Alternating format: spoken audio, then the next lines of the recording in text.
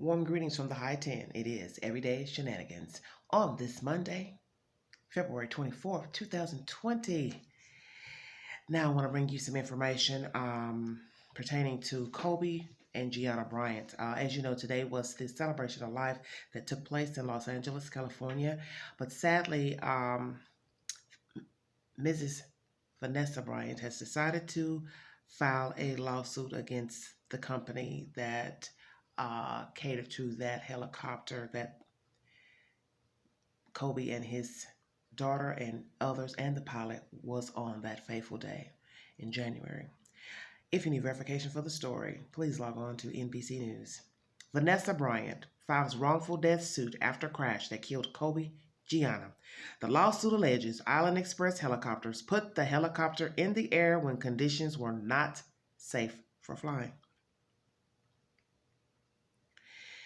Kobe Bryant's wife, Vanessa, filed a lawsuit Monday against the company that owned the helicopter that crashed last month, causing the death of her husband, 13-year-old daughter Gianna, and the 7 other people on board.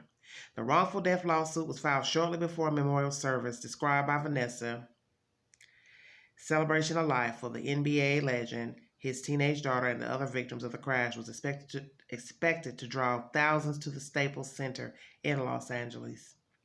The 72-page lawsuit filed in Los Angeles Superior Court alleges that Island Express helicopters put the helicopter in the air when conditions were not safe for flying.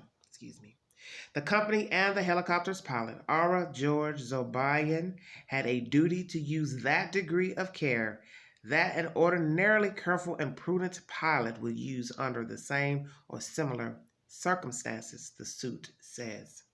Instead, Zobayan failed to assess weather data prior to takeoff of the doomed January 26 flight, the suit says.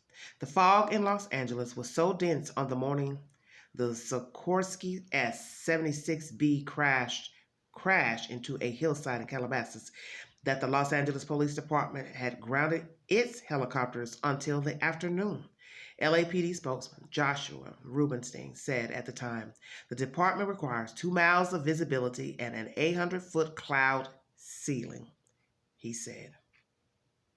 Bryant alleges in the suit that the pilot failed to abort the flight even though he knew of cloudy conditions. The suit also says that Bryant flew the helicopter into conditions in which he couldn't visibly navigate using visual references, forcing him to use instrument flight rules IFR, and failed to avoid or keep a safe distance between the aircraft and obstacles in the flight path.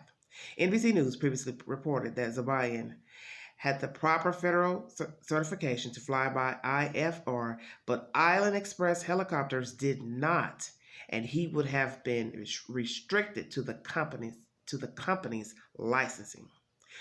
Bryant is seeking unspecified compensatory and punitive damages. She and her lawyers did not immediately respond to requests for comment Monday. A representative for Island Express Helicopters called the crash a tragic accident and said that the company would not be commenting on any pending litigation. The National Transportation Safety Board is investigating the crash. And this said story is brought to you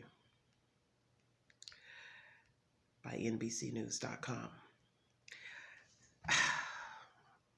What do you say? And not to dwell on the situation because it's sad nonetheless. 2 people perished that were related to one another, a father and daughter, the pilot of the helicopter, and 6 more individuals perished on that flight. One could argue that the company's at fault. The pilot was at fault. Mr. Bryant, why would he want to board the flight? He saw that it was dense. See, you can spin this web many ways. But the thing about trying to decipher who's in the right, the wrong, Mr. Bryant made a sound decision to board that flight.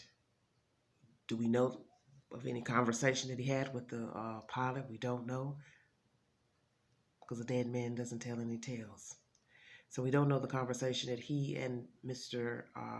Zobayan had. If either had reservations about flying the helicopter and or Mr. Bryant being a passenger on that aircraft alongside the other people. We don't know if they were leery about riding that day. But now that you see the company did not have, I guess, the certification for the helicopter to fly in those conditions. Mercy. This is sad, especially on a day that there was a celebration of life for Kobe and his daughter, and then to have that released the same day.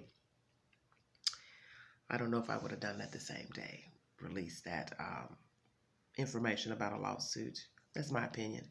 I don't want to dwell too much on this subject matter because everyone has a difference of opinion pertaining to that day and other surrounding things pertaining to Mr. Kobe Bryant.